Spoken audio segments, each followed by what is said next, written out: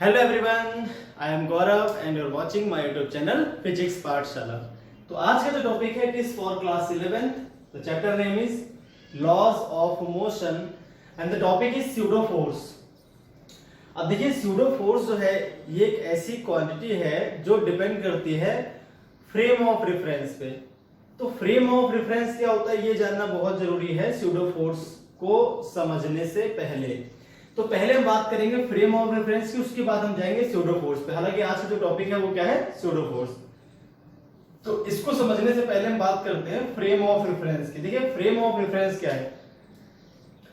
किसी भी बॉडी के मोशन या उसकी पोजीशन को एक्सप्लेन करने के लिए हमें कुछ कोऑर्डिनेट एक्सिस की रिक्वायरमेंट्स होती है, एक क्लॉक की रिक्वायरमेंट होती है जिसमें हम टाइम को मेजर करते हैं। तो एक ऐसा सिस्टम जिसमें कुछ एक्सिस हो और एक क्लॉक हो जिससे आप किसी भी बॉडी के मोशन और उसकी पोजीशन को एक्सप्लेन कर सको, उसे हम बोलते हैं फ्रेम ऑफ रेफरेंस। ठीक है, अपने पास कोऑर्डिनेट ज्योमेट्री में तीन एक्सिस होती हैं, एक्स वाई जेड। तो एक्स वाई और जेड एक्सिस के हेल्प से और टाइम क्लॉक के हेल्प से हम किसी भी बॉडी के मोशन को हम इजीली बता सकते हैं कि भाई उसकी वेलोसिटी किस डायरेक्शन में और कितनी है ना। तो x और y एक्सिस के अलोंग ही कंपोनेंट करते हैं हम वेलोसिटी के, ऐसे उसकी पोजीशन के, ऐसे उसके एक्सेलरेशन के। तो किसी भी बॉडी के मोशन को एक्सप्लेन करने के लिए we have needed some coordinate axis and a time clock. तो यही लिखना है फ्रेम ऑफ रेफरेंस में। It is the system, it is a system of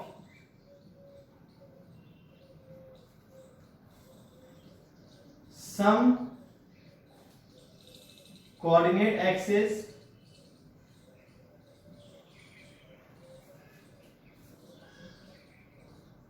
and a clock for measuring time। ठीक है,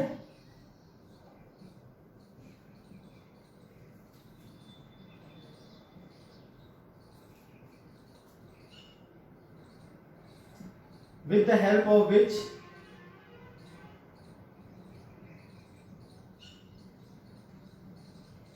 the motion and the position and the motion of a body can explain।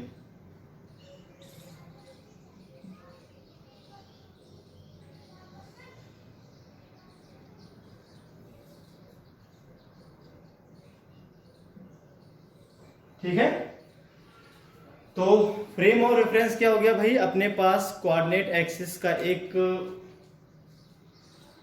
Group और clock, जिसमें एक clock भी हो जिसके help से हम किसी बॉडी के पोजीशन और उसके मोशन को एक्सप्लेन कर सके।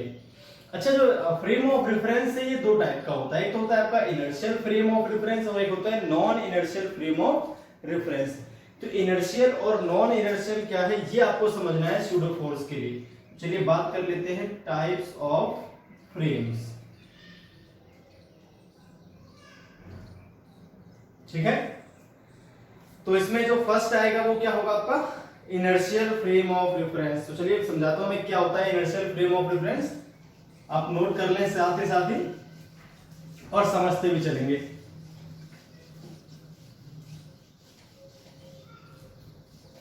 Types of frame of reference आपने डाल दी होगी हेडिंग। नंबर फर्स्ट है इसमें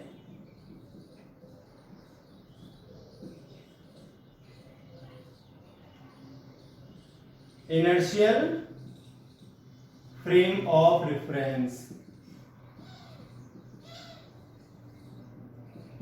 अब भाई इनर्शियल फ्रेम ऑफ रेफरेंस क्या होता है ये समझना है। देखिए, आप एक ऐसे फ्रेम ऑफ रेफरेंस में हैं जहां पर न्यूटन के जो लॉज हैं तीनों के तीनों वो वैलिड हैं।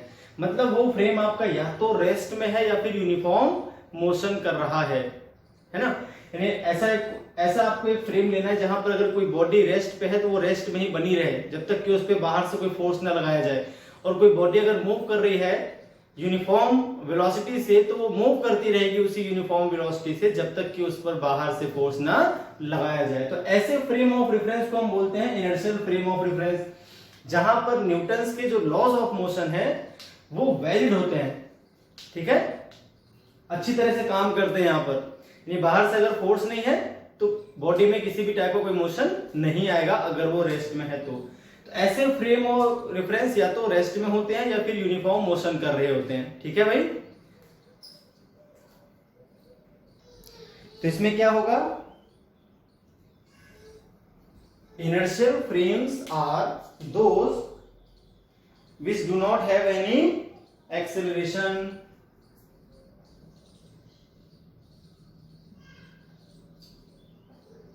Inertial frames are those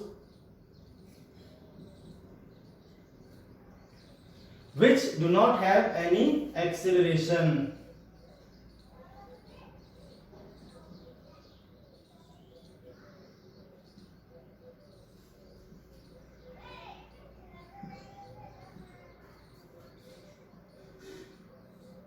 They are either in rest or in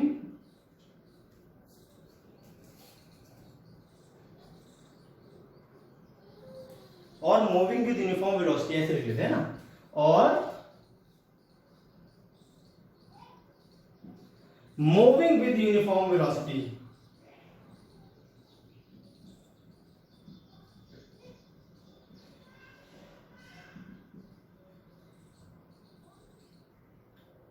ठीक है, और यहां पर क्या होता है, जो न्यूटन्स लॉज ऑफ मोशन है वो आपके क्या होते हैं, अप्लाई होते हैं। होल्ड गुड, ये भी लिख देंगे आप यहां पे।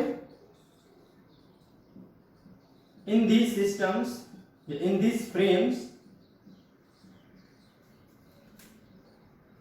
Newton's laws of motion are holds good, या फिर आप बोल सकते हो वैलिड है यहां पर। ठीक है, प्रॉपर वर्क करते हैं। मतलब इन फ्रेम ऑफ रेफरेंस में अगर कोई बॉडी रुकी हुई है तो वो रुकी ही रहेगी जब तक उस पर बाहर से फोर्स काम नहीं करे, है ना।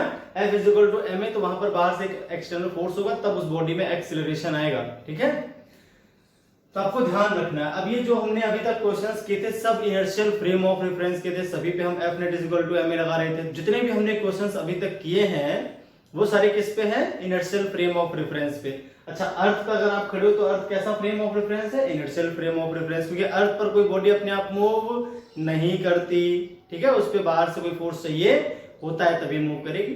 मान लीजिए किसी टेबल पे कोई ब्लॉक रखा हुआ है तो ब्लॉक कब तक मूव नहीं करेगा, जब तक कि बाहर से फोर्स ना लगे, है कि नहीं। तो टेबल किस तरह का फ्रेम ऑफ रेफरेंस है आपका, inertial frame of reference. Clear है। या कोई मान लीजिए आपके पास कोई ट्रेन है, वो रुकी हुई है, तो उसके अंदर की बॉडी कब तक मोशन नहीं करती, जब तक कि उन पे बाहर से फोर्स न लगाया जाए। अगर मान लीजिए ट्रेन आपकी यूनिफॉर्म स्पीड से मूव कर रही है, तब भी उसके अंदर की बॉडी तब तक मूव नहीं कर सकती जब तक कि उन पर बाहर से फोर्स न लगाया जाए। तो कोई भी फ्रेम ऑफ रेफरेंस अगर वो यूनिफॉर्म स्पीड से मूव कर रहा है, यूनिफॉर्म वेलोसिटी से, स्पीड से नहीं, यूनिफॉर्म वेलोसिटी से मूव कर रहा है, या फिर वो रेस्ट में, तो वो कहलाएगा आपका inertial frame of reference. Clear हो गया। और ये जो फ्रेम्स होते हैं हमेशा या तो रेस्ट में होंगे या फिर यूनिफॉर्म मोशन में, इनमें न्यूटन्स के लॉज क्या होंगे, अच्छी तरह से काम कर रहे होंगे। अब हम बात कर लेते हैं non inertial frame of references की। ठीक है, अब हम बात करेंगे non inertial frame of references. फिर आपको बताता हूं स्यूडो फोर्स क्या होता है।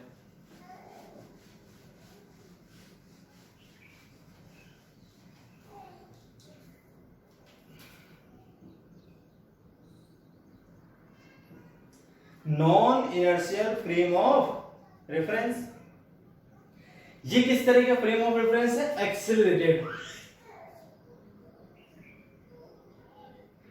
दीज फ्रेम्स आर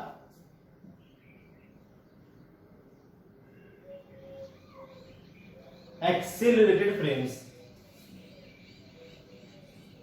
ठीक है, और यहां पर क्या होता है, न्यूटन्स के लॉज जो है वो भी अच्छी तरह से काम नहीं करते। In these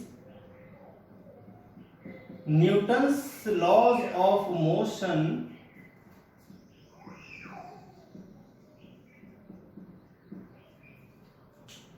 are not valid. कैसे, अब ये समझना है यहां पे क्यों काम नहीं करते। देखिए, जब भी आप किसी बस में खड़े हों, ठीक है, बस भी रेस्ट में थी, बस जब अचानक अपने आप को एक्सिलरेट करती है तो आपके ऊपर एक फोर्स काम करता है जिसकी वजह से आप पीछे की तरफ हट जाते हो। ठीक है भाई, जैसे मैंने कहा कोई बस खड़ी हुई है और बस जब आगे की तरफ मूव करेगी तो आप पीछे की तरफ आ जाओगे, है ना। तो आप पर फोर्स किसने लगाया भाई? बस तो आगे की तरफ एक्सिलरेट कर रही थी, रुकी हुई बस जब आगे की तरफ एक्सिलरेट करती है तो उस पर, उसके अंदर जितने भी पर्सन हैं सभी पर पीछे की ओर एक धक्का लगता है। जो धक्का है, जो फोर्स लगता है, वो किसने लगाया ये आप बता नहीं सकते। क्लियर है भाई?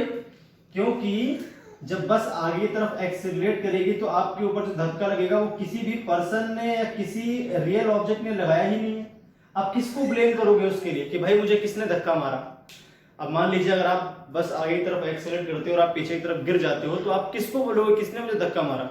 बस ने आपको धक्का थोड़ी मारा, बस तो आगे की तरफ मूव कर रही है, आप पीछे जा रहे हो। तो एक धक्का आप पर अपने आप लगा जिसकी ओरिजिन का हमें पता नहीं है, जिसकी ओरिजिन का हमें पता नहीं है, वो कोई रियल फोर्स नहीं है क्योंकि किसी ने लगाया नहीं, किसी बॉडी ने हमारे ऊपर नहीं लगाया वो जो हम उसको बोलेंगे रियल फोर्स।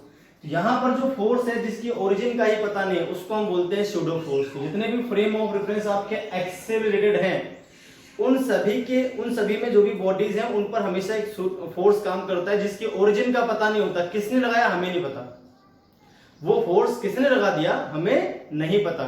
जैसे अगर आपको कोई धक्का मारेगा तो आपको मालूम होगा आपको किसने धक्का मार दिया, है ना। लेकिन आपको धक्का लग जाए अचानक और आपके आसपास कोई ना हो तो आप क्या कहोगे? पता नहीं किसने धक्का मार दिया, एक इमेजिनरी धक्का आया था, है ना, जिसकी ओरिजिन का ही पता ही नहीं है। तो इस तरह के फोर्स को हम बोलते हैं pseudo force, imaginary force.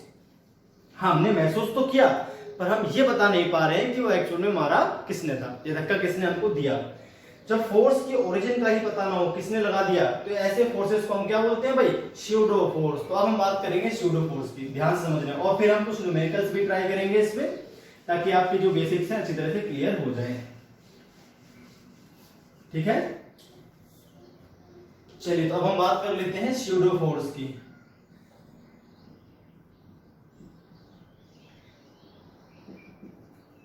Clear है भाई? तो क्या बोलेंगे? It is an imaginary force acting on all bodies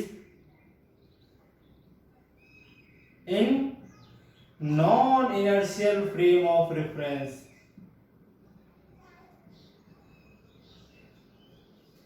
या फिर accelerated frames.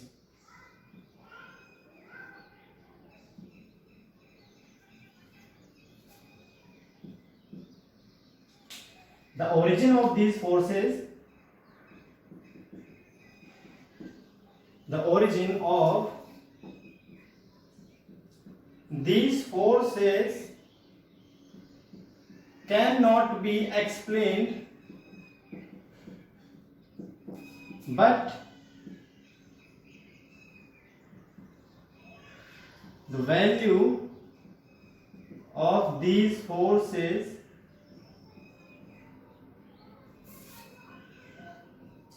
Can be measured। कितना फोर्स काम कर रहा है ये आप बता सकते हो पर किसने लगाया ये आप नहीं बता सकते। इनकी ओरिजिन को आप एक्सप्लेन नहीं कर सकते पर एक कितना फोर्स लग रहा है वो हम बता सकते हैं कि बॉडी कितना एक्सेलरेट करेगी उसके अकॉर्डिंग हम फोर्स की वैल्यू तो निकाल सकते हैं। पर बॉडी को धक्का किसने मारा या बॉडी पर फोर्स लगाया किसने, उसकी ओरिजिन क्या है फोर्स की, ये आप एक्सप्लेन नहीं कर पाओ तो ऐसे फोर्सेस को हम बोलते हैं स्यूडो फोर्सेस। और ये हमेशा काम करते हैं एक्सिलरेटेड फ्रेम्स में। अरे किस में काम करते हैं भाई? एक्सिलरेटेड फ्रेम्स में ही काम करते हैं। आपको ध्यान रखना है कोई भी ऐसा फ्रेम जो रेस्ट में हो उस पर आपको कभी भी स्यूडो फोर्स नहीं लगाना। उसके अंदर की जितनी बॉडीज उस पर कभी भी आपको स्यूडो फोर्स नहीं लगाना है। तो कुछ पॉइंट्स हैं जो स्यूडो फोर्स के बारे में है। Some facts about pseudo force. Number first है the direction of pseudo force must be opposite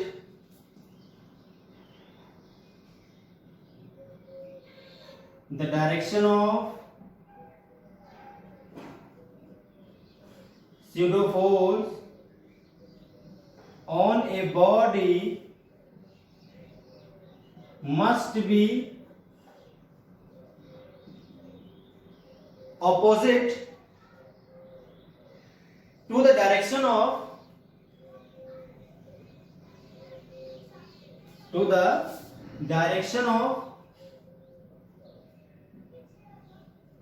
acceleration of its non-inertial frame।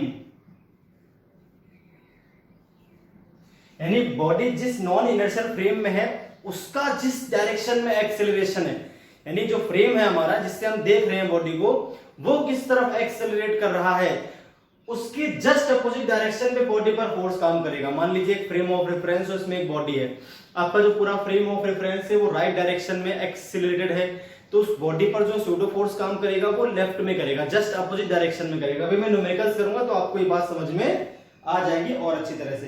Clear होगी बात?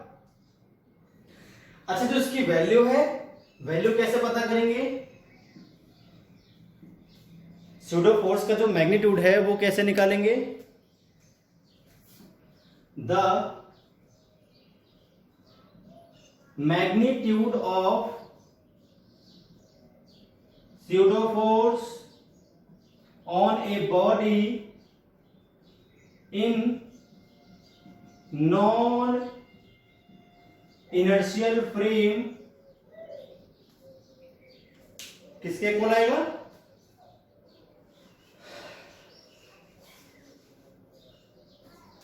is equal to non inertial frame is equal to mass of that body, mass of that body and acceleration of its non inertial frame। Clear हो गई बात?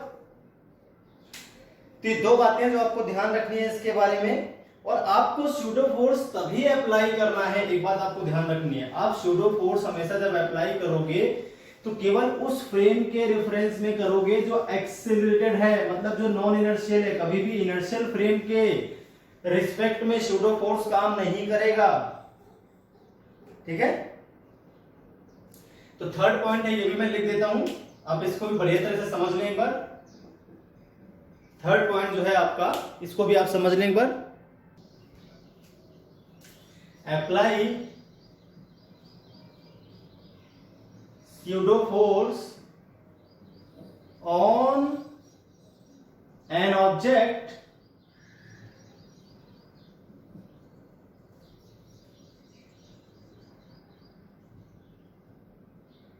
only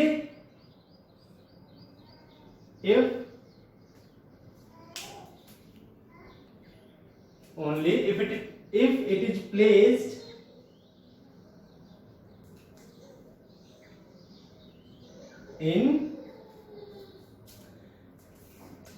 on other object which is accelerated, या फिर आप कह सकते हो कि नॉन इनर्शियल फ्रेम में हो। किसमें हो? Non inertial frame.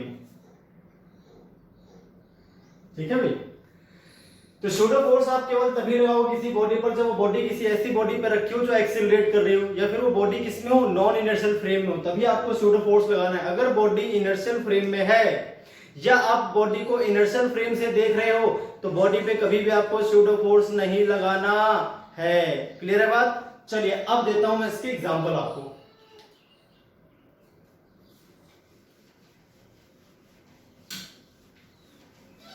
अब मैं आपकी जो लिखी हुई है थर्ड स्टेटमेंट, इसकी पूरी बात समझा देता हूं ताकि आपको कब अप्लाई करना है कब नहीं करना है ये बातें अच्छी तरह से क्लियर हो जाए। इसके फैक्ट अगर आप बढ़िया तरह से समझ जाओगे तभी आप इसके न्यूमेरिकल्स कर पाओगे। ठीक है, न्यूमेरिकल स्टफ नहीं है, इसकी पूरी बातें जानना जरूरी है। मान लीजिए ये कोई व्हीकल है,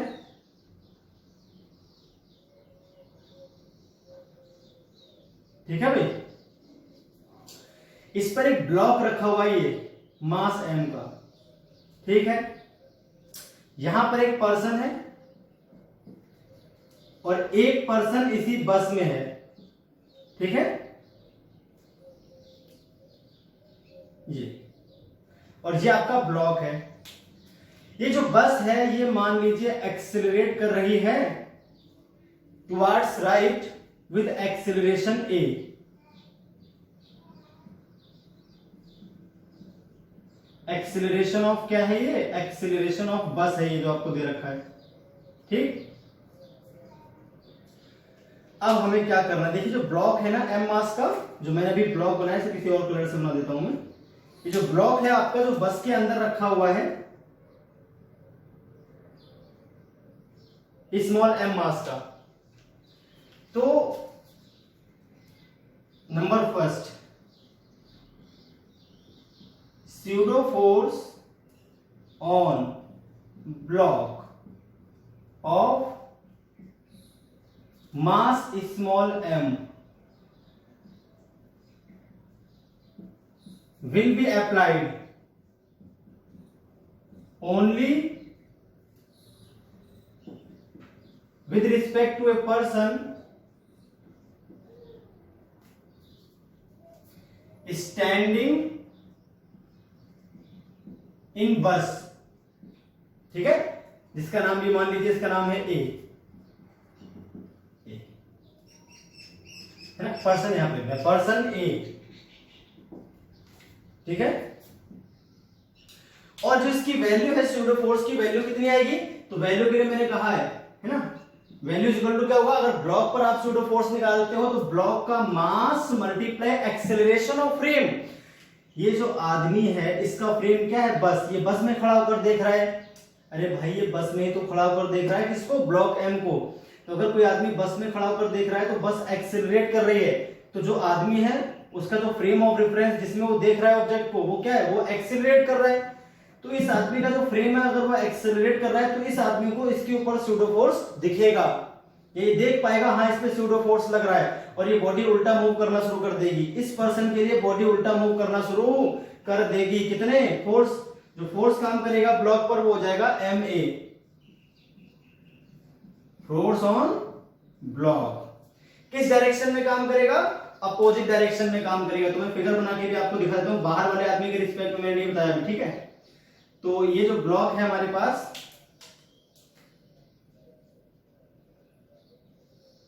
इस पर इधर स्यूडो फोर्स काम करेगा, किसके रिस्पेक्ट में, अगर ये बस आपकी इधर एक्सेलरेट कर रही है इस पर्सन के रिस्पेक्ट में जो खड़ा है, ये अगर इसको ऑब्जर्व करता है तो इसको ये ब्लॉक इधर चलता हुआ नजर आना शुरू हो जाएगा, यानी इस आदमी के ब्लॉक अपने आप पास आ जाएगा। जब एक्सेलरेट करेगा तो ब्लॉक, यहां मान लीजिए स्मूथ सरफेस, यहां पे कोई फ्रिक्शन नहीं है इस जगह पे, ठीक। और ये जो आदमी है किसी पोल को पकड़ खड़े हुए, मान लीजिए यहां पर एक पोल है, उसे पकड़ खड़े हुए, तो ये हिल नहीं रहा, सिर्फ ये मूव करना शुरू करेगा और इसके पास चलाएगा। तो ये जब इस ब्लॉक को देखता है तो ये मूव करता है पीछे की ओर, मतलब इसको लगता है कि इस पे एक फोर्स काम कर रहा है जो इसे पीछे लेके आ रहा है। क्लियर है भाई।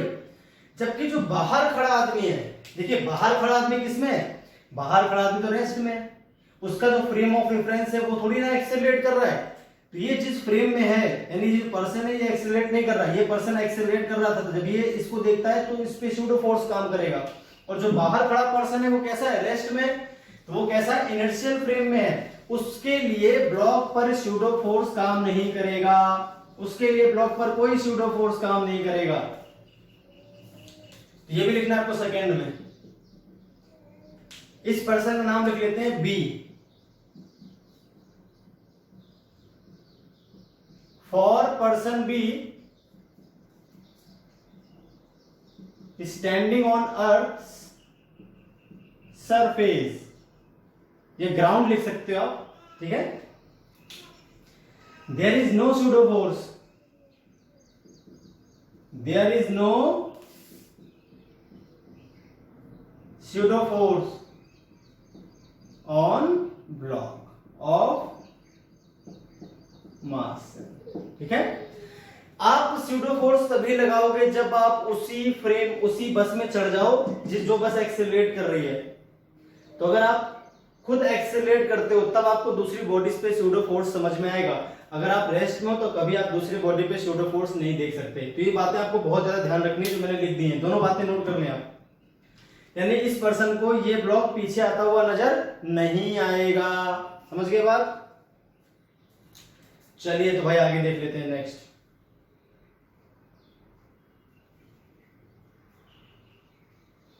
अब कर लेते हैं हम कुछ न्यूमेरिकल्स।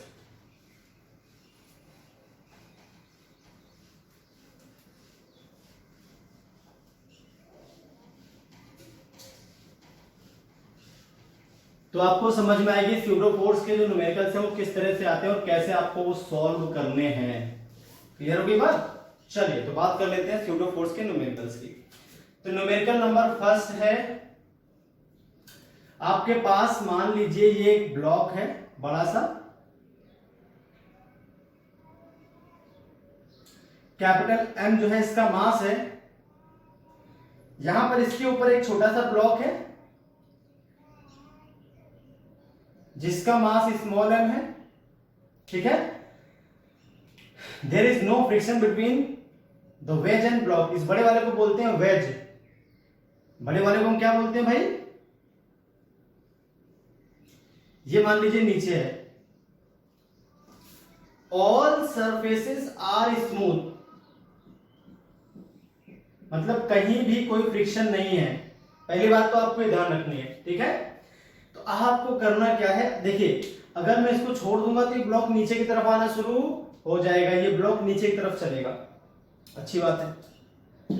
मैं चाहता हूं ये ब्लॉक इस पे रुका रहे, ये ब्लॉक इस पे रुका रहे, और यहां से फोर्स मैंने एफ लगाना शुरू कर दिया ऐसे इस डायरेक्शन में आगे की ओर। तो भैया इस पे फोर्स काम करेगा, क्योंकि ये जो फ्रेम है जिसपे ये बॉडी रखी हुई है बॉडी एक्सेलरेट करेगी, उस पे फोर्स काम कर रहा है। जब बड़ी वाली बॉडी एक्सेलरेट करेगी, छोटी वाली बॉडी जो उसके ऊपर है उस पे एक स्यूडो फोर्स काम करेगा। अगर आप यहीं खड़े होकर देखो इस पे, अगर आप यहीं खड़े होकर इसको देखो तो एक स्यूडो फोर्स काम करना शुरू कर देगा इस पे। तो आपको करना क्या है इस क्वेश्चन में, find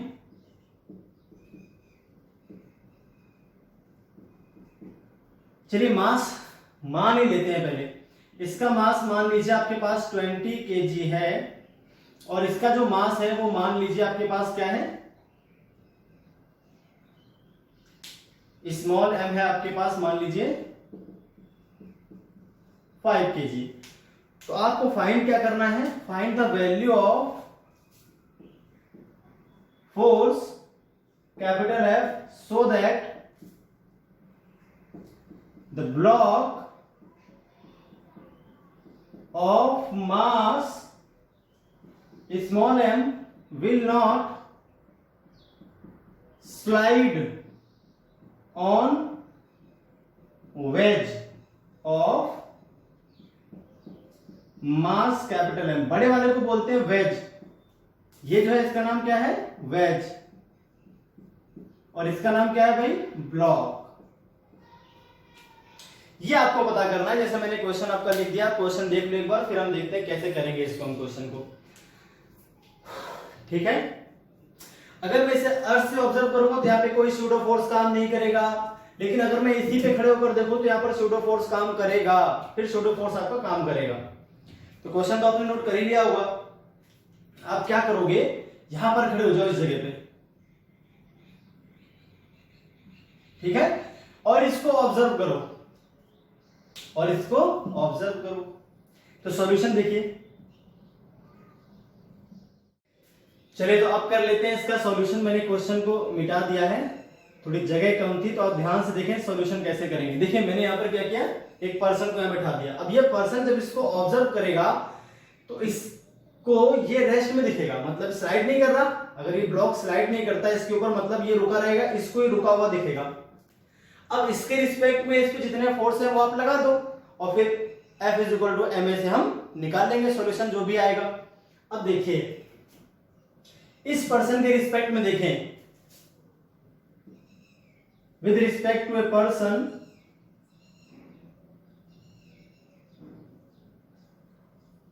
standing on wedge. Capital M पर जो खड़ा है, बड़े वाले ब्लॉक पे जो आदमी है, अगर वो देखता है तो उसके रिस्पेक्ट में क्या रुका हुआ है, तो उसको क्या दिखेगा, उसको क्या दिखेगा, ध्यान से देखो। उसके रिस्पेक्ट में यहां पर जो ब्लॉक है अपने पास, capital M, sorry small M का जो ब्लॉक है,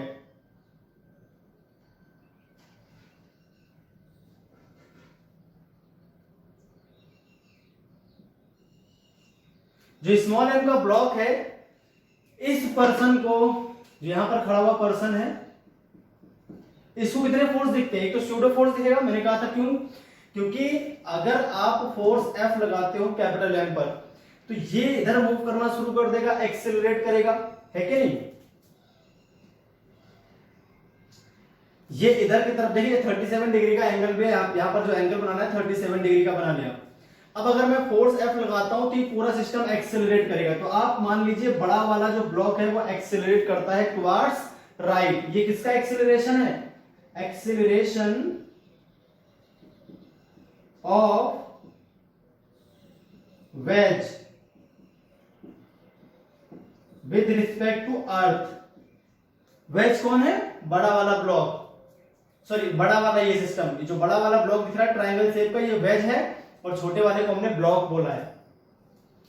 तो विद रिस्पेक्ट टू अर्थ अगर हम देखें तो इसका एक्सेलरेशन ए मान लिया मैंने, किसका? बड़े वाले का। और बड़े वाले पे आप खड़े हो, मतलब आप एक ऐसी बॉडी पर खड़े हो जो एक्सेलरेट कर रही है, तो उसके रिस्पेक्ट में दूसरी बॉडी जो उसी के ऊपर रखी है उन पर स्यूडो फोर्स काम करेगा।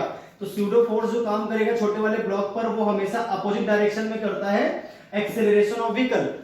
तो जो बड़ा वाला ब्लॉक है इसका एक्सेलरेशन उस तरफ है, और बड़े वाले ब्लॉक पे छोटे वाली जो बॉडी रखी हुई है स्मॉल एम, बड़े वाले वेज पर छोटे वाली जो ब्लॉक है स्मॉल एम रखी हुई है, इस पर स्यूडो फोर्स काम करेगा, और स्यूडो फोर्स हमेशा अपोजिट करता है एक्सेलरेशन के।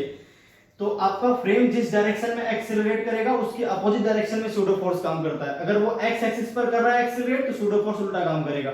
अगर ये इधर करता है एक्सेलरेट, तो स्यूडो फोर्स उस तरफ काम करता है। अभी जो वेज है वो कर रहा है राइट डायरेक्शन में एक्सेलरेट, तो लेफ्ट की तरफ फोर्स काम करेगा स्यूडो फोर्स। अब स्यूडो फोर्स की वैल्यू क्या होती है? जिस बॉडी पे स्यूडो फोर्स काम करता है मास आपको उसका लेना है, और एक्सेलरेशन उस फ्रेम का लेना है जिस फ्रेम में है वो बॉडी। तो एक्सेल देखो बॉडी किस पे रखी है? वेज पर, और वेज एक्सेलरेट कर रहा है ए से, तो ए से ही लिख देना। एम ए हो गया आपका स्यूडो फोर्स। ये क्या है?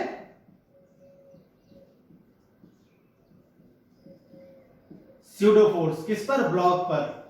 तो एम हो गया आपका स्यूडो फोर्स। और देखें अगर आप ध्यान से, तो यहां पर एक और फोर्स काम करेगा जो इसका वजन होगा mg, वो तो काम करेगा ही करेगा किसी के भी रिस्पेक्ट में, क्योंकि mg तो काम करेगा। अब आपको करने हैं कंपोनेंट करने हैं along the perpendicular of incline surface, और एक करना है अलोंग द इंक्लाइन सरफेस, इस तरह से।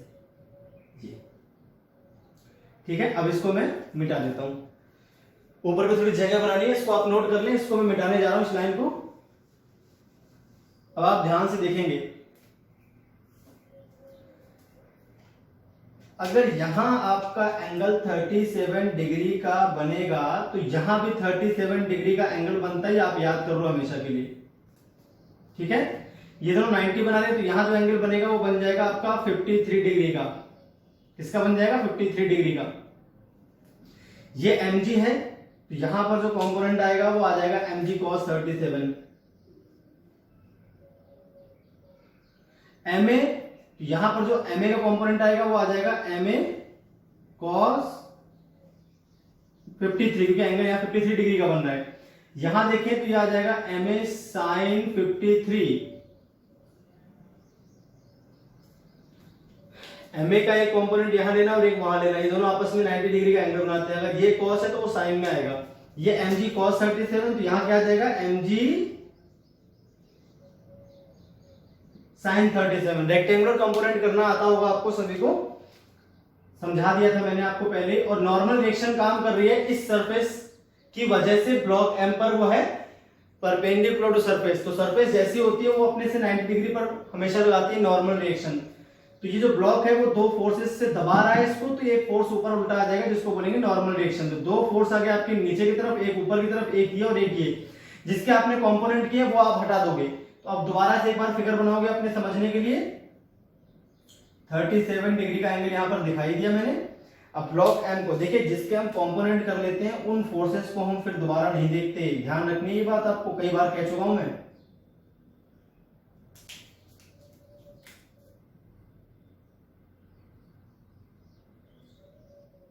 एक ये हो गया फोर्स और एक ये वाला फोर्स है एम ए साइन 53 और ये है आपका एम जी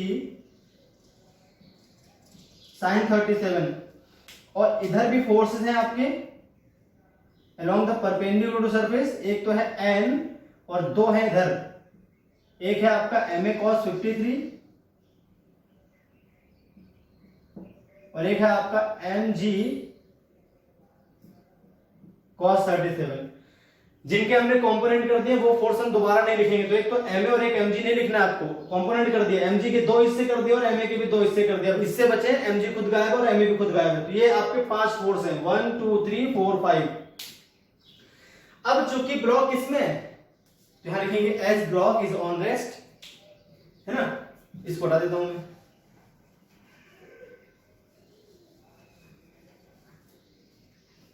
यहां क्या लिख दोगे, as block is on rest at rest, sorry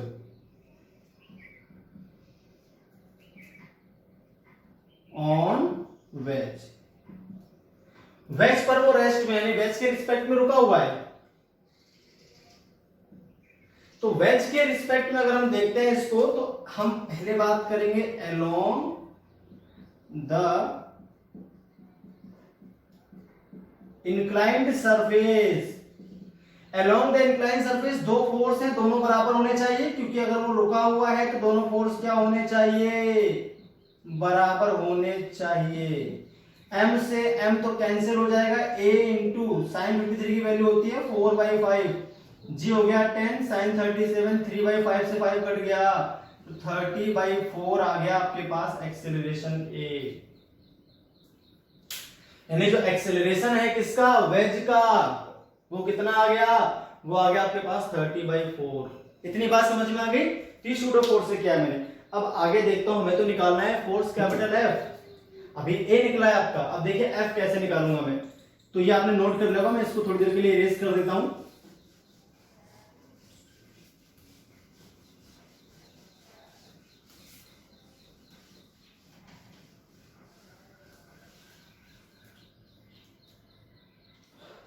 अब इसमें क्या है,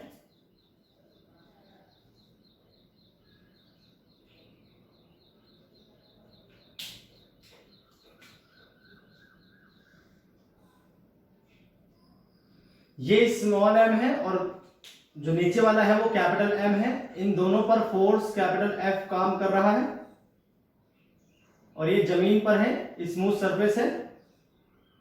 यहां पर एक पर्सन खड़ा कर लो आप इस जगह पे, ठीक है। ये अगर इन दोनों को ऑब्जर्व करता है, देखिए इसके रिस्पेक्ट में यहां पर कोई सूडो फोर्स नहीं है, इसके रिस्पेक्ट में यहां पर कोई सूडो फोर्स नहीं है, क्लियर होगी बात। और चूंकि ये इसके ऊपर रुका हुआ है, ये इसके ऊपर तो रुका हुआ है, मतलब ऐसे स्लाइड नहीं कर रहा, लेकिन दोनों साथ साथ आगे तो बढ़ रहे होंगे। अरे भाई दोनों साथ साथ आगे तो बढ़ेंगे ही ना, एक्सीलरेशन ए से। अगर ये मूव करेगा तो इसके ऊपर की बॉडी अपने आप मूव करेगी उस डायरेक्शन में, और ये इसके ऊपर चल नहीं रही है, ये तो हमने पहले देख लिया। क्वेश्चन में बोला गया तो चलेगा नहीं इसके ऊपर। तो विद रिस्पेक्ट टू अर्थ देखें, अगर हम, आपको ध्यान रखना है अर्थ के रिस्पेक्ट में कैसे बनाऊंगा क्वेश्चन, वो देखो आप। विद रिस्पेक्ट टू अर्थ, तो यहां पर कोई अलग से मोशन तो है नहीं, तो इस बॉडी का एक्सीलरेशन भी स्मॉल ए है और इस बॉडी का एक्सीलरेशन भी स्मॉल ए है, और दोनों पर मिलाकर सिर्फ एक ही फोर्स दिख रहा है कैपिटल एफ, और तो कोई फोर्स है नहीं। यहाँ पे जो फोर्स काम करेगा वो आपस में कैंसिल, ये ऐसे धक्का मारेगी नीचे की ओर, तो ये ऐसे धक्का मारेगा ऊपर की ओर, वो कैंसिल हो गया, है क्या नहीं। तो अभी जो फोर्स है वो केवल एफ है, दोनों ही मास मूव कर रहे हैं, दोनों मास आपको काउंट करने पड़ेंगे, मल्टीप्लाई कर दो एक्सेलरेशन से। कैपिटल एम 20 था, स्मॉल एम 5 था, वैल्यूज देखो ऊपर लिखी हुई है, और ए आपने निकाला है 30/4, तो ये आ जाएगा 750/4 न्यूटन।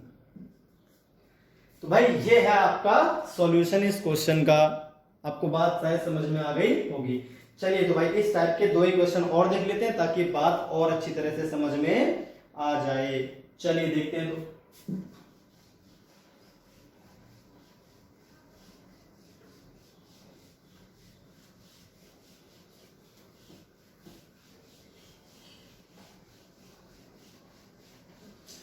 नेक्स्ट क्वेश्चन में क्या है, मैं आपको क्वेश्चन बता दूं पहले।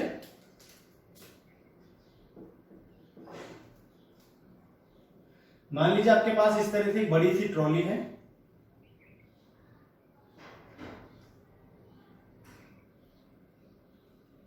ठीक है।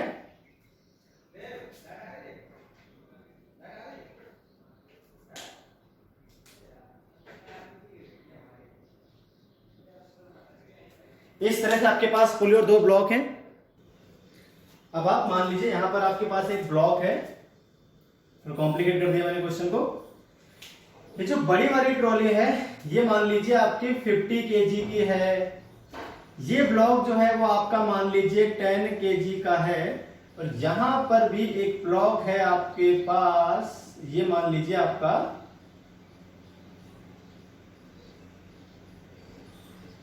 5 केजी का है, ठीक है। तो नॉर्मली देखिए तो ये ब्लॉक नीचे आएगा और ये ब्लॉक आगे की तरफ मूव करेगा, है ना। आपको करना क्या है, यहां से एक फोर्स लगाना है F। सभी सरफेसेस स्मूथ है, कोई फ्रिक्शन नहीं कहीं पर, ऑल सरफेसेस आर स्मूथ। ठीक, फाइंड करना है force F on trolley so that block of 5 kg does not slide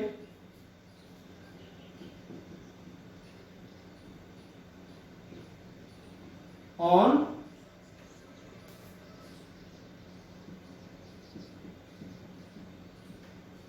the surface of trolley। ठीक है भाई, ये है आपका क्वेश्चन। अरे बात आपको समझ आ गई। यहां पर क्या है, आपको इस पे धक्का मारना है।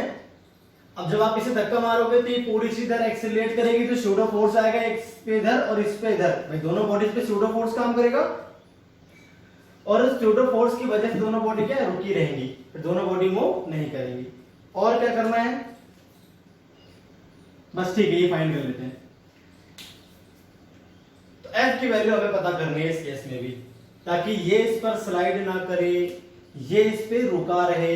अब देखिए इसकी वजह से स्लाइड करता है इसके ऊपर, भाई इसकी वजह से स्लाइड करता।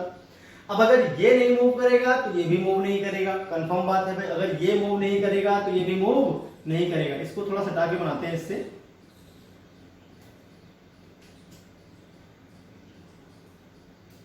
टच करता हुआ नीचे आ रहा है ये भी, ठीक है। इसको इस तरह से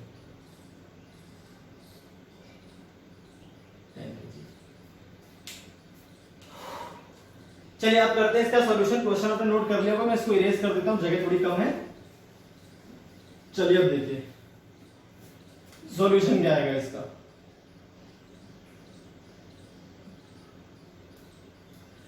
सॉल्यूशन में क्या, ध्यान से देखो, अगर 5 केजी और 10 केजी अगर हम इसी पे खड़े हो जाए यहां पर, ठीक है, यहां से खड़े होकर इस पे ऑब्जर्व करो। अब आपका मास काउंट नहीं करना, आपको इमेजिन करना आप यहां खड़े हो और फिर इसको देखो, ठीक है। अब मान लेते हैं इस फोर्स F की वजह से, let acceleration small a is produced in trolley due to capital F, ठीक है, या फोर्स कैपिटल F, ठीक। Then with respect to trolley,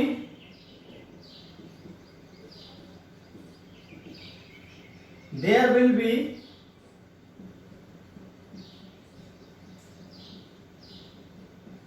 pseudo forces on 5 kg and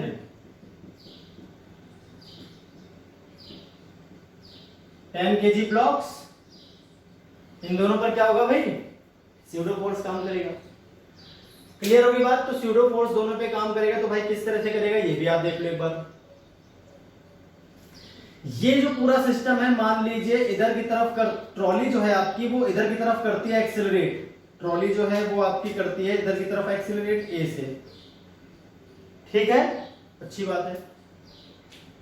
उस केस में क्या है, इस पर एक सूडो फोर्स काम करेगा इस डायरेक्शन में और इस पर भी एक सूडो फोर्स काम करेगा इस डायरेक्शन पे। सूडो फोर्स क्या होता है, मैंने कहा था जो व्हीकल है उसका एक्सीलरेशन और मास बॉडी का ही लेना है, जिस बॉडी पे फोर्स काम करेगा उसी बॉडी का मास m इंटू ए, तो 5 इंटू ए, इसका क्या आ जाएगा m इंटू ए, तो कितना आ जाएगा 10 इंटू ए। अरे क्लियर होगी बात। अब इसके अलावा देखिए और कौन कौन से फोर्सेस काम कर रहे हैं विद रिस्पेक्ट ट्रॉली। इस पे काम करेगा एक नीचे की ओर, इसका वजन mg हो जाएगा 10 इंटू 10, यहां पर एक टेंशन काम करेगी, यहां पर एक टेंशन काम करेगी, अरे करेगी भाई, और इसका वेट काम करेगा इस तरह से mg, तो जाएगा 5 इंटू 10 न्यूटन।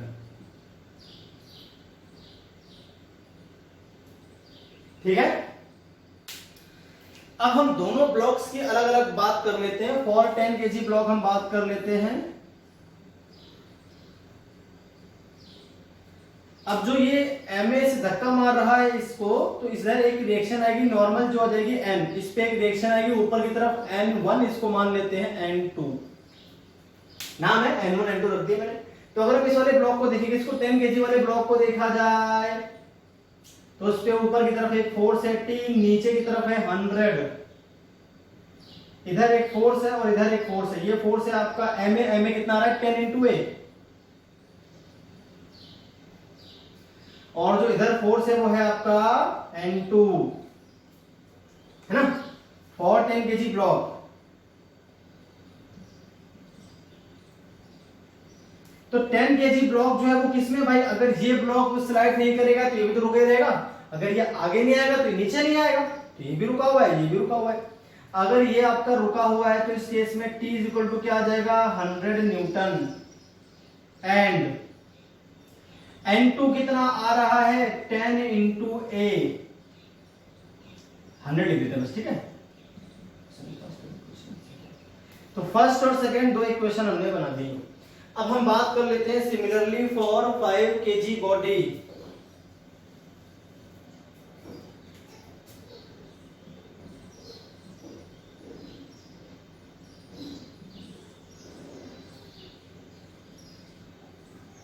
इधर जो आएगा एक टेंशन आ जाएगी T, इधर जो आएगा आपके पास एक्सेलरेशन है 5 सॉरी जो फोर्स है वो 5 इंटू ए का है, इधर एक नॉर्मल रिएक्शन N1 है, इधर इसका वजन है कितना 50,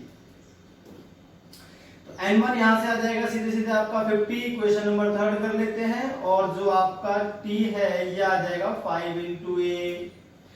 अब अगर फ्रॉम फर्स्ट देखें, फ्रॉम फर्स्ट है ना, from first putting the value of T in fourth, first से T की वैल्यू फोर्थ में पुट कर दीजिए। अगर फर्स्ट से T की वैल्यू फोर्थ में पुट करते हैं, देखिए क्या आ जाएगा, T इज इक्वल टू कितना है 100 इज इक्वल टू 5 इंटू ए, तो ए इज इक्वल टू कितना आ जाएगा 20 मीटर पर सेकेंड स्क्वायर। ये आ गया आपके पास एक्सेलरेशन, एक्सेलरेशन ऑफ ट्रॉली आ गया कि नहीं आ गया। एक्सेलरेशन ऑफ ट्रॉली जब आपका आ गया है तो आपको सूडो फोर्स F निकालना है, तो F हम बताते हैं कैसे निकालना है। अरे हमें तो आंसर में क्या चाहिए था, F चाहिए था ना। अगर आपसे क्वेश्चन में पूछता है बताइए N2 ये कितना नॉर्मल रिएक्शन लगाएगा, इन दोनों के बीच कितना फोर्स लगेगा, तो आप यहां से ये भी निकाल सकते हो। ए मालूम चल गया तो N2 10 इंटू ए पुट कर देना, तो 200। ये फालतू बनाई है मैंने आपको समझाने के लिए, ऐसे क्वेश्चंस बनती। N1 50 आया था, N2 आपका आ जाता कितना 200, पर पूछा ही नहीं गया हमसे, पूछा क्या गया है, ये फोर्स है पूछा गया है। अब अगर इस पूरे सिस्टम को हम ध्यान से देखें, 50 kg का मास इसका है, 5 kg का इसका है, और यहां पर जो है वो 10 kg का इसका मास है। और ये पूरा सिस्टम अगर हम देखें तो जमीन पर चल रहा है एक्सेलरेशन A जो कि है 20, और इन सभी पर एक फोर्स काम कर रहा है F। ये दोनों ब्लॉक इसके ऊपर तो मूव नहीं कर रहे, पर अगर बाहर से हम देखते हैं, इस जगह से खड़े होकर हम इस पूरी ट्रॉली को देखें तो सभी चीजें हमें उधर जाती हुई नजर आएंगी सेम एक्सेलरेशन से। तो इन सभी बॉडीज को अगर हम कंबाइन कर लें आपस में, तो हमें इन बॉडीज पर केवल एक ही फोर्स समझ में आएगा F। यहाँ वाला फोर्स आपस में कैंसिल, ये धक्का मारेगा इसको, ये धक्का मारेगा इसको, ये धक्का मारेगा इसको, ये धक्का मारेगा, सारे कैंसिल हो गए, T और T आपस में कैंसिल। तो सिर्फ एक ही फोर्स F दिखता है। कितना हो जाएगा 50 प्लस 5 प्लस 10, सारा मास आ गया, और इनटू एक्सेलरेशन, तो एक्सेलरेशन क्या आ जाएगा 20। F is equal to m net a से कर रहा हूं, m नेट मल्टीप्लाई a, इससे कर रहा हूं मैं, सभी का मास ऐड कर लिया, तो 50 plus 5 65 into 20 is equal to force, कितना आ जाएगा भाई 65 130 1300 न्यूटन, 1300 न्यूटन आपका आंसर आ जाएगा।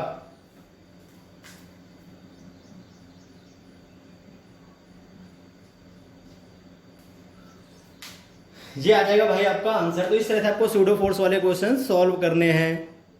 चलिए एक क्वेश्चन और देख लेते हैं। चलिए देखते हैं नेक्स्ट क्वेश्चन। ये क्वेश्चन आपका बहुत अच्छा क्वेश्चन है, इंपॉर्टेंट क्वेश्चन, आपको ध्यान से देखना है इसको।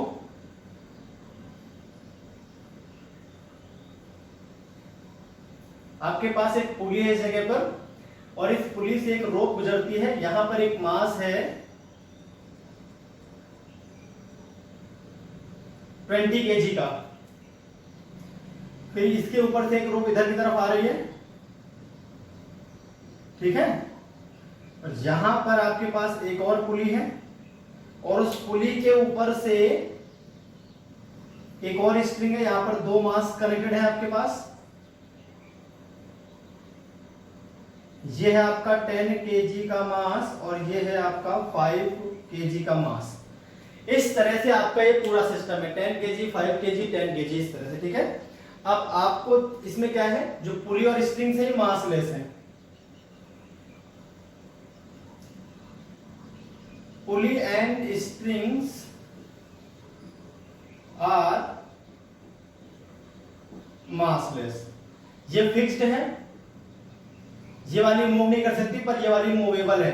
इस पुली का नाम है P1 और इस पुली का नाम है P2, ऐसा हमने खुद ने मान लिया है।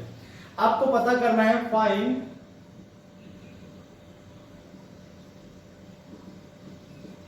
एक्सीलरेशंस of all block with respect to ground. Ground के रिस्पेक्ट में सभी ब्लॉक्स आपको कितने, यानी यहाँ पे इस जगह पे आप खड़े हो जाओ ग्राउंड पे, और यहां से देखो इस सिस्टम को पूरे को, तो आपको कितने एक्सेलरेशन से मूव करते हुए नजर आएंगे। तीनों ब्लॉक्स का अलग अलग आपको निकालना है। चलिए करते हैं सॉल्यूशन। सॉल्यूशन से पहले मैं आपको एक नोट बता देता हूं। नोट में क्या है, आप यहां अलग से नोट कर लोगे इसको। If A pulley is massless then forces on both sides of it will be equal always। ठीक है, ध्यान रखना है आपको। पुली अगर मासलेस है तो आपको हमेशा दोनों तरफ के जो फोर्सेस हैं उनको इक्वल ही दिखाना है। ये नोट में लिख लें आप अलग से, ये बात बहुत इंपॉर्टेंट है, ध्यान से देख लें, इसको नोट कर लें कहीं पे। अब देखिए कैसे करूंगा मैं इसका यूज यहाँ पे। अब क्या करोगे, देखो यहाँ पर इसका जो वेट है काम कर रहा है कितना 100 न्यूटन बाई 10 मल्टीप्लाई 10। यहाँ पर जो काम कर रहा है वो 50 न्यूटन। यहाँ पर एक टेंशन काम करेगी T, तो यहाँ पर भी एक टेंशन काम करेगी T, इन दोनों के बीच, एक पुली पर और एक ब्लॉक पर। यहाँ पर एक ब्लॉक पर तो एक पुली पर। अब देखिए इस पुली P1 पर दो टेंशन काम कर रही है नीचे की ओर, तो दो टेंशन यानी 2T मिलाकर ऊपर की ओर काम करेगा अकेला। भाई इस पुली पर देखो, जो पुली P1 है उस पे एक टेंशन इधर T है और एक टेंशन इधर T है, तो ऊपर कितनी आनी चाहिए, ऊपर आनी चाहिए 2T। मैंने कहा दोनों तरफ फोर्स बराबर होते हैं तो हमेशा 2T। अब ये 2T है तो इधर क्या आ जाएगा 2T, इधर भी क्या आ जाएगा 2T। यहाँ क्या आता है वैसे 4T, उसकी जरूरत नहीं, मूव भी नहीं कर रही वो। यहाँ आ जाएगा 2T, यहाँ आ जाएगा 4T, यहाँ भी आ जाएगा 4T, और उसके में जरूरत नहीं, उसको हटा दो। यहाँ पर अगर हम देखते हैं तो नीचे की तरफ एक फोर्स काम करेगा 200 न्यूटन का, इसका वेट mg। सारे फोर्सेस चल गए पता। अब देखिए मैं क्या करने वाला हूं। अब आप मान लो कि with respect to earth 20 kg का एक्सीलरेशन है वो है a1। Let a1 is acceleration of 20 kg block with respect to earth, hence pulley P1 will also accelerates। अच्छा नीचे क्यों माना है मैंने, क्योंकि देखिए 20 kg दोनों से मिलाकर भारी है, दोनों ऊपर चलेंगे या अकेला नीचे आएगा तो इसका एक्सीलरेशन नीचे की ओर, तो पुली P1 जो है वो ऊपर की तरफ जाएगी एक्सीलरेशन A1 से, पुली P1। अब इसको हटा देता हूं, इस फिगर को आपने बना लिया होगा अलग से। एक्सीलरेट्स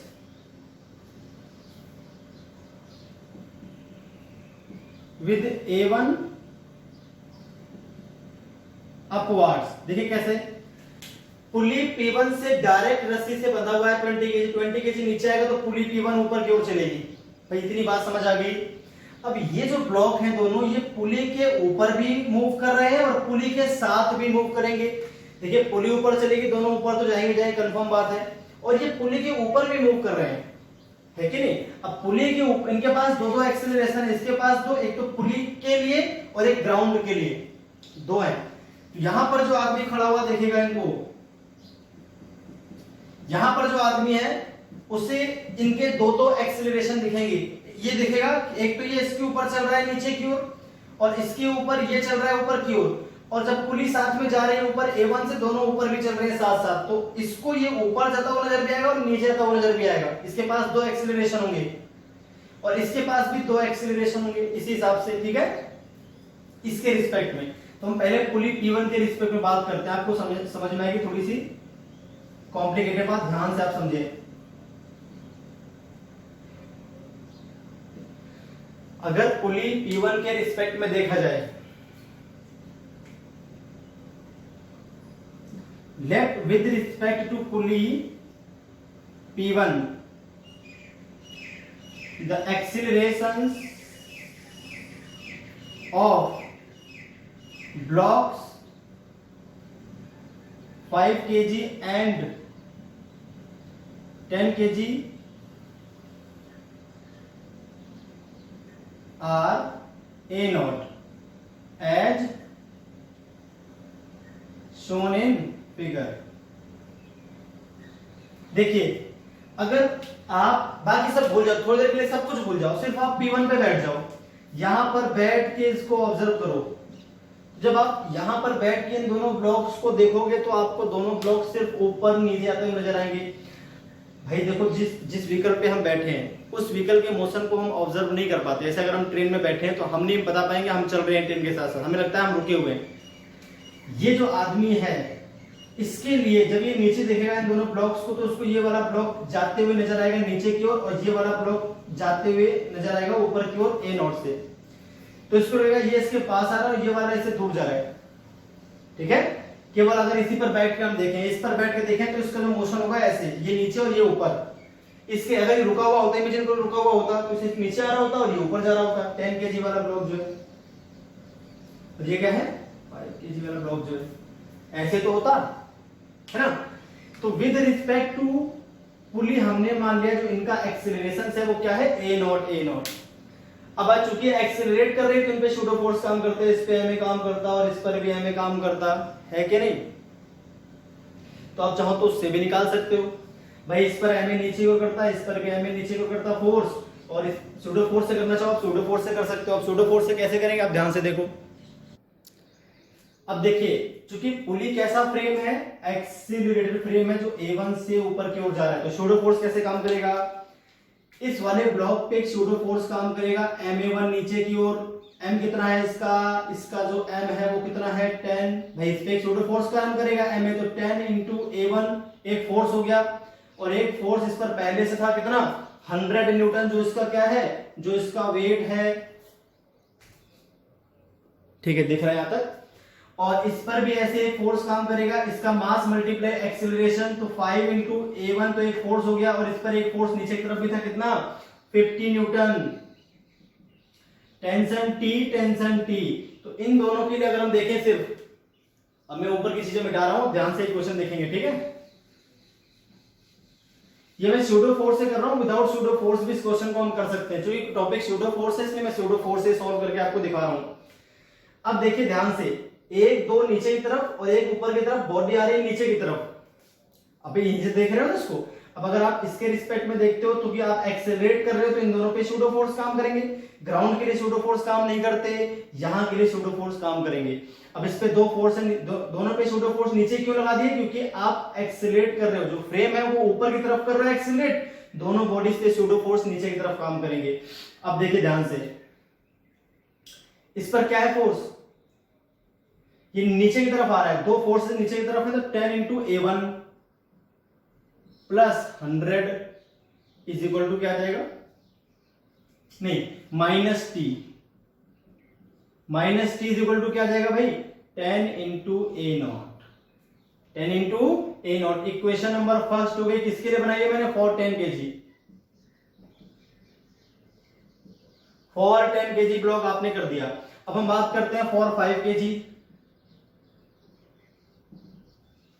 5 kg ब्लॉक के लिए अगर बात करोगे आप, तो आपकी जो इक्वेशन बनेगी, देखिए ब्लॉक ऊपर की तरफ चल रहा है, तो ऊपर वाला फोर्स ज्यादा है, मतलब T minus 5 into A1 minus 50, दोनों को नीचे की तरफ माइनस लेंगे, ऊपर वाला प्लस में रहेगा, क्योंकि बॉडी ऊपर की तरफ एक्सेलरेट कर रही है। इसका मास क्या है, 5 इंटू A0। एक्सेलरेशन तो इसका A0 है ना, बाकी तो फोर्सेस है। 5A1 क्या है, 5A1 तो आपका फोर्स था, ये 5A1 force, mass into acceleration, force ये एक्सेलरेशन, फोर्स ये एक्सेलरेशन। तो ये हो गई आपकी इक्वेशन नंबर सेकेंड। लेकिन जो A0 है वो अपना आंसर नहीं है, क्योंकि A0 तो इसके रिस्पेक्ट में हमें चाहिए, ग्राउंड के रिस्पेक्ट में ध्यान रखना। अभी A0 निकालूंगा, बाद में आपको आंसर बताऊं कैसे करने हैं। अच्छी बात है। ये देखिए वेरिएबल कितने, 1 2 3, जबकि इक्वेशन कितनी बनी, केवल 2। अभी एक और इक्वेशन चाहिए, तो अब हम बात करेंगे फॉर 20 kg। फॉर 20 kg देखो, तो फॉर 20 kg जो इक्वेशन आपकी बनेगी वो क्या बन जाएगी, आपको ध्यान से देखना है। तो फॉर 20 kg जो आपकी इक्वेशन बनेगी वो क्या बन जाएगी, 20 kg पे कोई सूडो फोर्स काम नहीं करेगा, क्योंकि वो तो रेस्ट में। अगर आप यहां से देखते हो ग्राउंड से, तो ये तो रेस्ट में है ना, ये वाली पूरी रेस्ट में है, तो इसका जो फ्रेम ऑफ रेफरेंस है वो रेस्ट है, ये एक्सीलरेट नहीं कर। ये अगर आप यहां से खड़े होकर देखो तो रुकी हुई चीज है ये, तो आपको सिर्फ नीचे आता नजर आएगा, और यहां से भी आपको सिर्फ ही नीचे आता नजर आएगा। यहाँ पे कोई सूडो फोर्स मत लगाना। 20 kg के लिए रेफरेंस कैसा है, रुका हुआ, जबकि ये दोनों किसमें एक्सीलरेटेड फ्रेम में है भाई। जिससे बंधी हुई है वो एक्सीलरेट कर रहा है, जिससे ये बंधा हुआ है वो तो रेस्ट पे है, ये वाली क्या है, रेस्ट पे है। तो इस पे सिर्फ दो ही फोर्स है, इस पे कोई सूडो फोर्स मत लगाना। There is no pseudo force on 20 kg। अब 20 kg पे कोई सूडो फोर्स नहीं, केवल दो फोर्स है, 200 minus 2t is equal to आ जाएगा 20 into A1। 20 into A1 equation number हो गई है थर्ड। अब आपके पास तीन इक्वेशन है और तीन ही वेरिएबल है। तीन इक्वेशन और तीन वेरिएबल आप किस तरह से सॉल्व करोगे, चलिए देखते हैं। तो अब आपको सिर्फ ये सॉल्व करने हैं। सॉल्व करने के कई तरीके हो सकते हैं, जैसा आपको अच्छा लगे आप वैसा प्रोसेस अपना लेना, जरूरी नहीं कि मेरा वाला ही फॉलो करो। आपके पास तीन इक्वेशन तीन वेरिएबल, आप जैसे मैंने वैसे सॉल्व कर लो। अब इसके बाद तो मैथमेटिक्स है, मुझे जो अच्छा लग रहा है मैं इस तरह से करूंगा, dividing equation first and second. अगर इन दोनों को डिवाइड करता हूं तो 10 into A1 plus 100 minus T divided by T minus 5A1 minus 50, A0 से A0 कट जाएगा, 10/5 बचेगा सिर्फ। A0 से A0 कैंसिल हो गया, इधर 5 से मल्टीप्लाई कर लो, तो 50 into A1 plus 500 minus 5t। ध्यान से करना है, कोई कैलकुलेशन मिस्टेक हो जाएगी। देखिए इक्वेशन मैंने बना दी है, कोई भी कैलकुलेशन मिस्टेक इससे आगे अगर मुझसे होती है तो आप अपने आप सॉल्व कर लोगे सही से, ठीक है। जल्दबाजी में कैलकुलेशन मिस्टेक हो सकती है, तो आप ध्यान से देख लेंगे। 10t minus 50 into A1 minus 500 एक बार वापस चेक कर लेता हूं मैं। 550A1 500 माइनस 5t, इधर आ जाएगा आपके पास 10t माइनस 50A1 और माइनस 500। क्लियर होगी बात? इतनी बात तो हमें समझ में आ गई। अब देखते हैं आगे क्या इक्वेशन बन जाएगी। A1 एक तरफ कर लेते हैं और t को हम कर लेते हैं एक तरफ। ठीक है, इसके ऐसे इक्वेशन बना लेते हैं। तो ये आ जाएगा 50 50 100A1 हो जाएगा एक तरफ, दोनों मिला के। देखिए ये हो गया आपका पास, हाँ ठीक है, 50A1 और ये 50A1 हो गया 100A1। अब बाकी दोनों को इधर शिफ्ट कर लेते हैं। 10t ये था, 5t ये था, मिलाकर हो जाएगा 15t। ये 500 है और वो माइनस 500 है, तो माइनस 1000 हो जाएगा, माइनस 1000। ये आ गया आपके पास इक्वेशन। ठीक है भाई, इसे कर लेते हैं इक्वेशन नंबर 4। अब आपको क्या करना है, आपको इसको इस तरह से लिखना होगा, और थोड़ा सही कर लें। 15t minus 1000 is equal to लिख लें 100 इंटू A1। अब ये इक्वेशन नंबर 4 मान लोगे आप। क्या मान लोगे? Equation number 4। क्लियर होगी बात? अब इक्वेशन नंबर जो 4 है, इसे हम कैसे सोल्व करेंगे वो देख लो एक बार ध्यान से। अब जरा इक्वेशन नंबर 3 और 4 को डिवाइड कर लो। अब आप कहां लिखें? अब इनको मैं इरेज कर रहा हूं, और ध्यान से देख लेंगे। ठीक है, नहीं इरेज कर दूंगा तो गड़बड़ हो जाएगा। Dividing equation 3 and 4। 3 और 4 को मैं डिवाइड कर, देखिए इस फिगर को मैं मिटा रहा हूं, इसकी जरूरत नहीं है, बाद में इसको वापस से बना दूंगा मैं। ठीक है,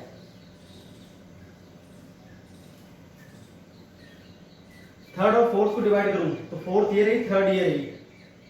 15t माइनस 1000 डिवाइडेड बाय हो जाएगा 200 minus 2t is equal to हो जाएगा आपके पास 100 इंटू A1 डिवाइड में आ जाएगा 20 इंटू A1 से A1 कैंसिल हो गया, 25 जा हो गया 15t माइनस 1000 अपॉन में आ गया 200 minus 2t।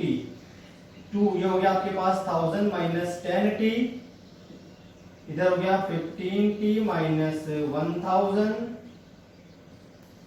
2000 is equal to हो गया 25t, तो t इज इक्वल टू आ गया आपके पास 80 न्यूटन। ठीक है, 28 से 200, 80 न्यूटन आपका टेंशन आ गया। तो एक तो आ गया आपके पास टेंशन 80 न्यूटन का।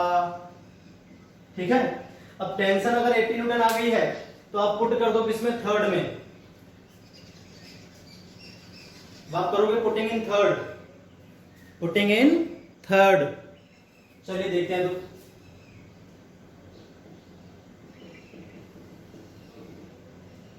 3rd अगर हम पुट कर लेते हैं तो 200 minus 2 into 80 is equal to आ गया आपके पास 20 इंटू A1। तो 200 minus 160 is equal to 20 into A1, तो कितना हो गया 40 is equal to 20 into A1। तो A1 आ गया आपके पास 2 मीटर पर सेकेंड स्क्वायर। A1 कितना आ गया? 2 मीटर पर सेकेंड स्क्वायर आपके पास आ गया A1। अब आपने A1 तो निकाल दिया। A1 तो देखिए इसका तो आंसर सीधे आ गया डायरेक्ट, क्योंकि इसका तो एक्सीलरेशन हमने A1 ही माना था। अब अगर इसको हम पुट करते हैं in first, putting in first में पुट कर लेते हैं, देखिए क्या होगा। अब क्या हो जाएगा भाई, पुटिंग इन फर्स्ट अगर हम करते हैं तो फर्स्ट में क्या है 10 इंटू A1 आपका 2 आ चुका है, प्लस 100 माइनस t कितना था 80 था, इज इक्वल टू आ जाएगा 10 इंटू A0, है कि नहीं। तो यहां से अगर हम देखते हैं तो 20 माइनस 80 हो गया 160 इज इक्वल टू आ जाएगा 10 A0। अब सॉल्व कर लो अपने आप, देख लो 160 नहीं, एक मिनट गड़बड़ लिख दिया मैंने।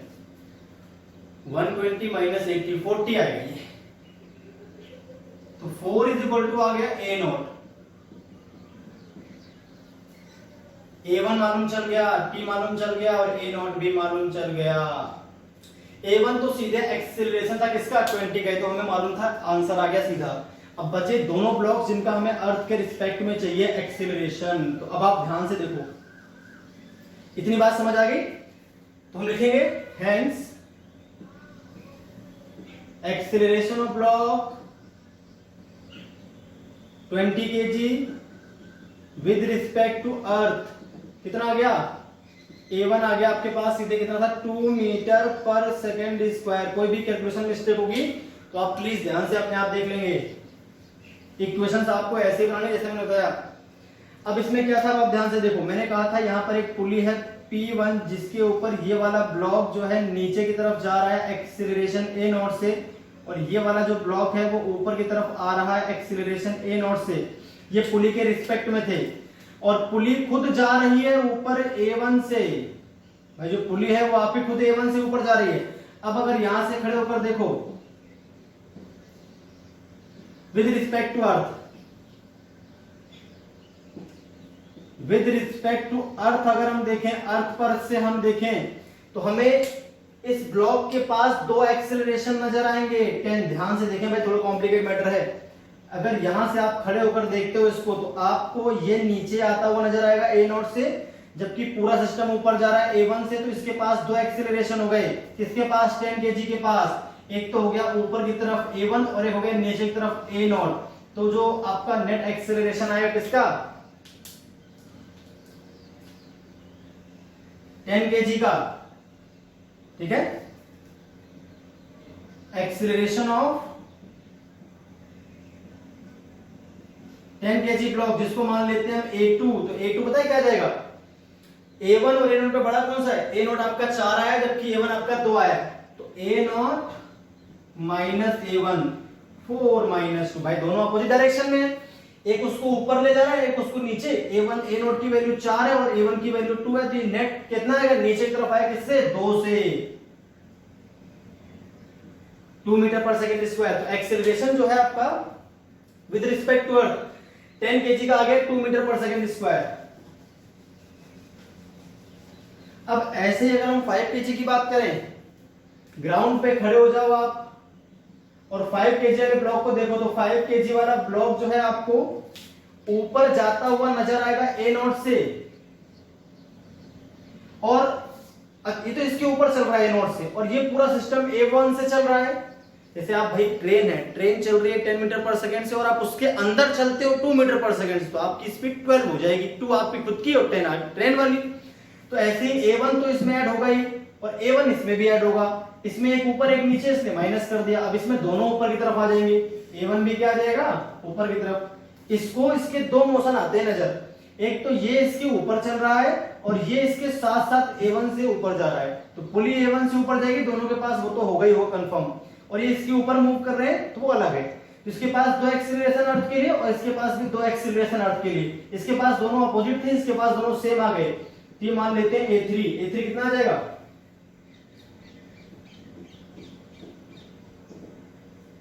a3 आ जाएगा आपके पास a1 प्लस a0, a1 कितना था 2 और ये था 4, ये आ गया 6। तो आप फिर से ध्यान समझो, अगर आप यहां से देखते हो तो आपको ये 4 से नीचे और ये 4 से ऊपर आता हुआ नजर आएगा। अगर आप बाहर से देखते हो तो इसका एक्सेलरेशन a0 प्लस a1 ऊपर की तरफ और इसका हो जाएगा a0 माइनस a1 नीचे की तरफ। ये किस तरफ आया है, a2 जो आपका आया है ये आया है डाउनवर्ड डायरेक्शन में, और ये जो आया है ये आया है अपवर्ड डायरेक्शन में, और ये जो आया था a1 वो आया था डाउनवर्ड डायरेक्शन में। डायरेक्शन में देख लो, डाउनवर्ड अपवर्ड डाउनवर्ड। भाई ये आ जाएगा आपका नेट आंसर। थोड़ा कॉम्प्लिकेट क्वेश्चन था, आई होप आपको पूरी बात समझ में आ गई होगी। तो भाई इस तरह सॉल्व करते हैं ऐसे क्वेश्चन। तो आज का वीडियो लेक्चर काफी लंबा हो गया है, तो इसलिए अब आज के लिए इतना ही, फिर मिलते हैं नेक्स्ट वीडियो लेक्चर में नए टॉपिक के साथ।